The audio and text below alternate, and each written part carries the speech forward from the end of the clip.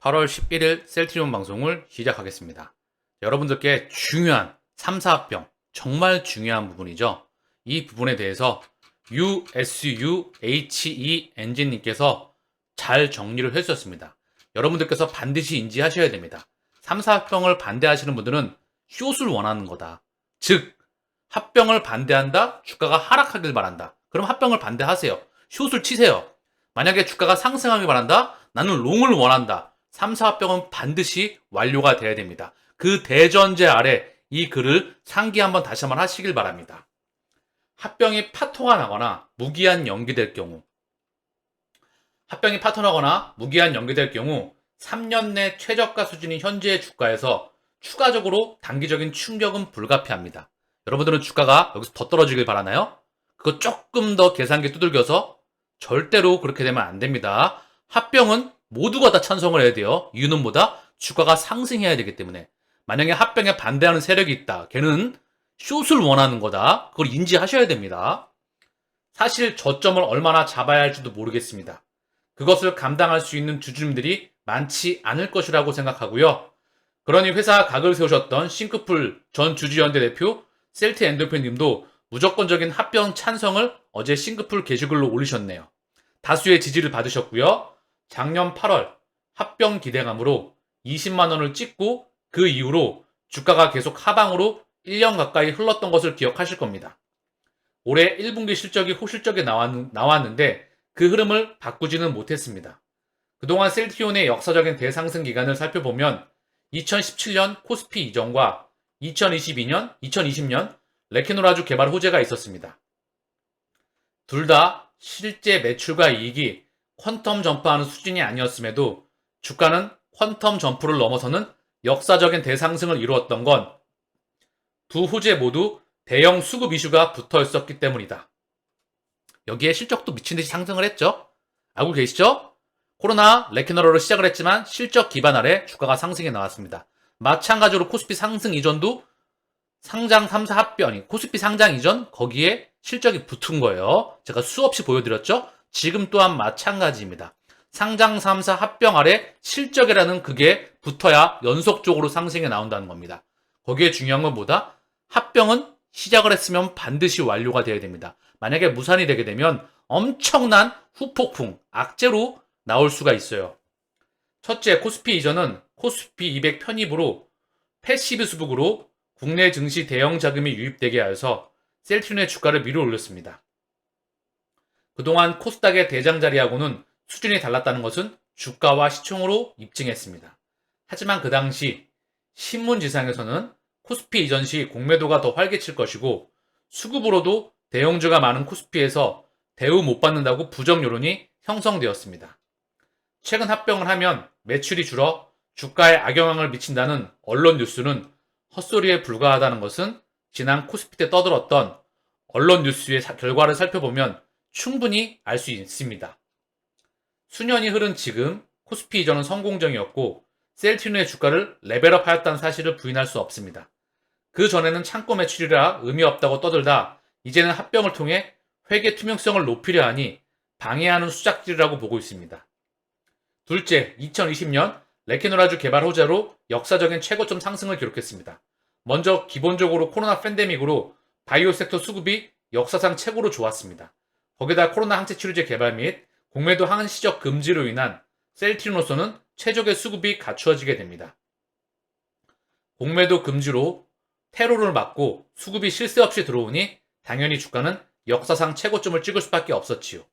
이는 기대감을 갖게 되는 레케노라주 개발 호재, 바이오스도 대량 수급, 대량 공매도 잔고 보유 상황에서 한시적 공매도 금지라는 모든 조건이 갖추어진 그야말로 최적의 환경과 분위기에서 나온 상승입니다.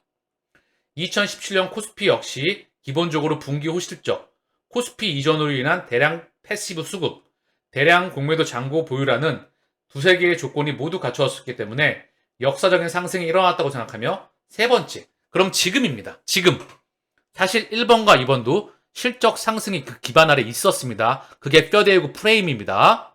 그럼 이번 3, 4합병은 어떻게 될 것인가를 기존 대상승과 비교해 보면 기존 상승 때 못지않게 호재들이 준비되어 있습니다. 먼저 3, 4합병은 그 자체만으로 코스피 이전과 견줄 만한 대형 수급 호재입니다. 코스닥에 있었던 셀트리온 헬스케어와 셀트리온 제약을 합병하여서 더 큰 시종으로 합병 신주를 상장하면 부족한 금액만큼 패시브 자금이 들어올 것이고, 무엇보다 지금까지 회계 투명성 문제로 셀트리온 그룹을 편입하지 못했던 보수적인 해외 액티브 펀드와 국내 액티브 펀드 자금까지 유입되게 됩니다. 이미 벌써 지난 셀트리온 그룹 공매도의 주체로 회자되던 삼성자산 액티브 펀드에서 바이오 ETF를 만들어 가장 많은 비중으로 셀트리온 그룹을 담겠다고 보고서를 냈습니다. 마찬가지로 공매도로 셀트리온을 괴롭힐 때 투탑으로 분류되던 타임폴리어 역시 셀트리온 그룹을 본인들 ETF에 담겠다고 발표했습니다. 이 정도로 합병은 수급 빅 이벤트입니다. 거기다가 양념 역할을 하는 추가 호재 역시 역대급입니다. 2017년 분기 실적 호재, 2022년 레키노라주 개발, 2023년 10월은 미국 FDA의 대한민국 역사상 최초의 블록버스터 바이오 신약인 램시마 SC FDA 승인이 예정되어 있습니다. 이미 먼저 승인된 유럽에서는 3년 가까이 처방된 리얼 데이터가 쌓여 있고, 미국에서는 램시마 정맥이 승인되어서 처방되고 있으며 생산은 CMO가 아닌 셀트리온이 직접 할 것이기 때문에 10월 중 승인나는 것은 큰 이변이 없을 것으로 보입니다. 그럼에도 불구하고 100% 확신할 수는 없기에 분기 실적 마사지 예상, 3분기 후실 쪽도 배치해놨습니다. 또한 유플라이마 PBM 추가 등재도 언제 나올지 모릅니다.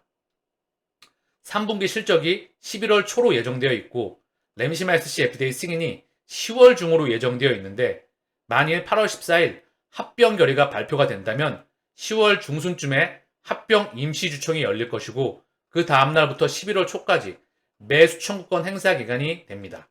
즉, 매수 청구권 행사 기간 앞뒤로 램시마 SC FDA 승인과 3분기 실적 발표가 되는 것입니다. 이것은 회사가 이번에 꼭 합병에 성공하겠다는 의지 표현이나 다름없다고 생각하고요. 만일 합병이 미뤄지게 되면 다음 합병 진행은 어려울 것이라고 봅니다. 매수 청구권 부담으로 섣불리 진행이 쉽지 않을 것은 당연하고, 이미 합병 주관사를 선정해서 발표하고 대량 자사주를 순식간에 매수하여서 빠른 합병을 진행하겠다고 시장에 사인을 보내놓고 없었던 일로 한다면 한마디로 시장의 신뢰를 잃게 됩니다. 양측이 소년이 되고서 합병을 흥행시킬 수는 없습니다. 그리고 올 10월에 램시마 SC FDA 승인이 난다면 그 호재를 내년이나 내후년에 다시 끌어다 쓸 수 없습니다. 즉, 셀트리온 역사상 최대 호재인 3사 합병, 램시마 SC FDA 승인 이벤트는 올해 아니면 동시에 쓸 수 없다는 말입니다. 거기에다 현재 증시는 스포트라이트를 받을 만한 성장성 호재에 크게 반응하여서 쏠림 현상이 매우 큰 시장 분위기입니다. 그걸 최근에 밈 주식 현상이 대변하고 있다고 생각하고 2차 전지가 대변하였죠. 얼마나 큰 밈 현상이 있었는지. 대형 호조를 무려 2개 이상 보유하고 있는 셀트리온이 여기에 대형 M&A, 유플라이마 PBM 등지에 추가적인 임상, 3상과 4세대 바이오시밀러 출시와 허가, 이런 부분들이 밀려서 또 줄줄이 대기하고 있습니다. 그 수혜를 받을 가능성 역시 높습니다. 3사 합병, 램시마 SC FDA 승인, 3분기 홀시정 예상, 공매도 대량 잔고 보유, 자사운용사 액티브 펀드 선제적 매수, 유플라이마 PBM 추가 등재. 이 정도면 저는 2020년 못지않은 매우 좋은 환경에 갖춰져 있고 절대 이번 합병 기회를 놓쳐서는 안 됩니다. 플랜 B로 테러를 열어둘 게 아니라 배수의 진을 치고 최대한 빠른 합병에 온 힘을 집중하고 회사에도 합병 성공을 독려해야 합니다. 자, 다시 한번 언급을 드리는데요. 셀트리온 삼형제 모든 주주분들, 3사 합병에 대해서 반대를 한다는 것은요, 주가가 하락하는데 배팅하시면 그리 하시면 됩니다. 아시겠죠? 주가의 상승을 원하면 합병에 찬성을 하셔야 됩니다. 그래야 주가의 상승으로 이어질 수가 있어요. 굉장히 악재로 이어질 수가 있습니다. 분위기를 형성하는 애들은 뭐다? 알바나 하락을 바랄 수 있는 것이다. 저는 그리 판단합니다. 고로 이제 수급이 제약바이오 섹터로 올려올 수 있는 충분한 분위기가 형성되었습니다. 살아나는 헬스케어, 제약바이오 업종이죠. 다양한 라인업에 타이거 ETF를 주목한다. 미래에셋, 타이거는 미래에셋이에요. 이제 대부분의 자사운용사가 ETF, 즉 혈과를 만들어 놓고 제약바이오 섹터로 자금을 쏠 수 있는 준비가 갖춰가고 있습니다. 그러면 제가 코스피 상장 이전 때 폭발적인 상승 1번, 2번 레퀴노라 개발 모멘텀 때 폭발적인 상승. 지금이죠. 상장 3, 4병. 1번, 2번은 뭐였다? 실적 기반 아래. 자, 이번에도 마찬가지이죠. 실적 기반 아래 대형 이벤트가 쏟아진다면 충분히 역대급 상승을 보일 수가 있다. 저는 기대를 하고 있습니다. 아시겠죠? 상당히 중요한 사항입니다. 매크로 이슈를 빠르게 훑어보겠습니다. 예상 믿던 7월 CPI, 미국 금리 동결문 활짝 열렸다. 전년 대비 3.2% 예상치 살짝 하회하였다. 월가 9월 동결 확률 89%에 달한다. 자, CPI 추세가 지금 이렇게 꺾여가고 있죠? 이미 제가 지난번 방송에서 원자재 가격이 먼저 꺾였다. 원자재 가격은 수출입 물가에 영향을 주고요. 수출입 물가는 PPI, 생산자 물가에 영향을 주고요. 얘는 다시 한번 소비자 물가에 영향을 줍니다. 여기까지가 도매 물가지수예요. 이미 여기서 선제적으로 원자재 가격이 먼저 꺾였다. 그러면 소비자 물가지수는 꺾일 수밖에 없겠지요. 금리 이슈는 지나갔다. 이미 금리 이슈가 지나가는 걸 증시는 선반영해서 먼저 달렸다. 차익 실현 물량이 나오고 다시 달릴 가능성이 높다. 언제까지? 2024년도 중반부 기준점 플러스 마이너스 알파. 경제 펀더멘털이 좋지 못하다. 그 안에 시장이 매우 달릴 확률이 높다. 끊임없이 일관되게 여러분들께 언급을 드리고 있습니다. 예상 믿던 CPI에 안도를 했고 CME 패드워치에서 연준의 기준금리 동결 가능성이 엄청나게 올라가고 있다는 소식입니다. 자, 미국의 소비자 물가 상승률 추이입니다. 한눈에 보이죠? 엄청나게 가파르게 증가했어요. 이때 연준은 엄청나게 가파르게 자이언트 스텝을 단행했다. 소비자 물가 상승률이 꺾였죠? 꺾인다고 금리를 내리나요? 안 내리죠. 기준금리를 동결합니다. 금리를 언제 내린다? 경제 성장률이 빠그러질 때 금리를 내립니다. 그럼 뭐다? 자산 시장과 실물 경제는 이거를 반영할 확률이 무척 높다. 그렇기 때문에 금리 인하 시간은 상당히 위험 시그널을 볼 수 있다. 끊임없이 언급을 드렸죠? CME 패드워치에 따르면 9월에 연준이 금리를 동결할 가능성은 90.5%로 반영했다.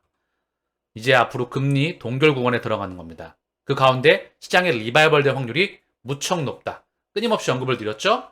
셀트리온의 공매도 누적 잔고가 267만 5천 주예요. 자, 다시 한번 늘었다가 줄어들고 있죠? 역사상 최저 잔고는 180 몇만 주거든요. 그러면 대략 한 70만 주 정도 늘어나 있어요. 플러스 마이너스 알파. 그쵸? 얘가 한 100만 주 가까이 늘었었죠? 100에서 110만 주까지 늘었다가 다시 줄어든다. 왜? 주가가 반등 나오니까. 한쪽으로 쏠리면 반드시 또 튀겨져 나옵니다. 그리고 나서 이제 제약바이오로 증시자금이 쏠릴 수 있는 기반 환경이 조성되어 가고 있다. 그 시기가 가까워져 가고 있다. 저는 그리 생각을 합니다. 오늘 시장은 코스피가 0.40 하락, 코스닥은 0.10 상승 마감했습니다. 해외 증시는 간밤 미국 증시가 나스닥이 0.12, 다우가 0.15, S&P가 0.03, 보합권에서 움직였고요.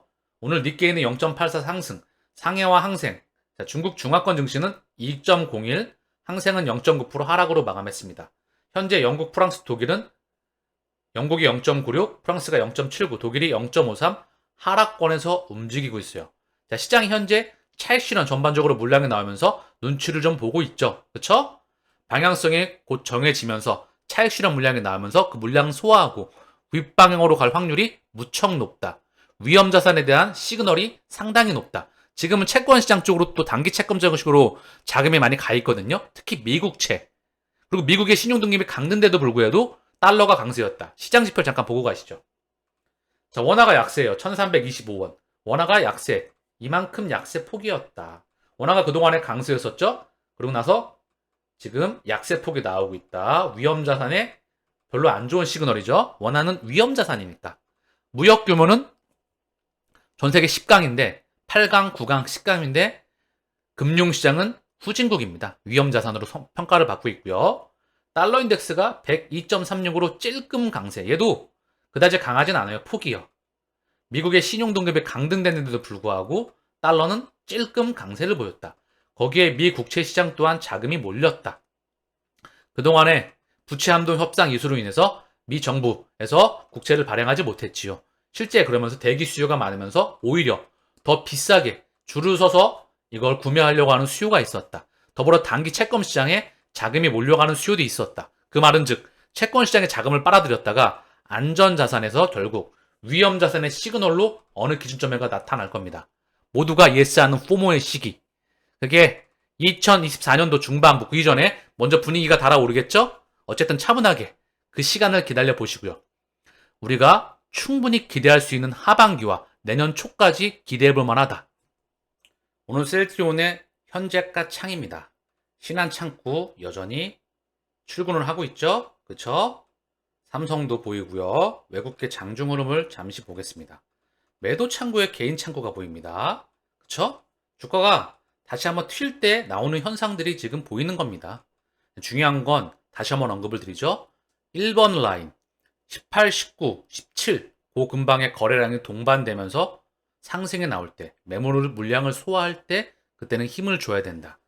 그리고 3, 4합병 다시 한번 언급드리지만 상당히 중요한 부분입니다. 정신 똑바로 차리셔야 돼요. 그때는 그게 굉장히 중요한 이슈이기 때문에 수급 그리고 주가의 상승을 가늠할 수가 있습니다. 장중에 메릴린치가 계속해서 들어오고 있는 모습이에요. 오늘 하루 종일 계속해서 들어오고 있는 모습이었다.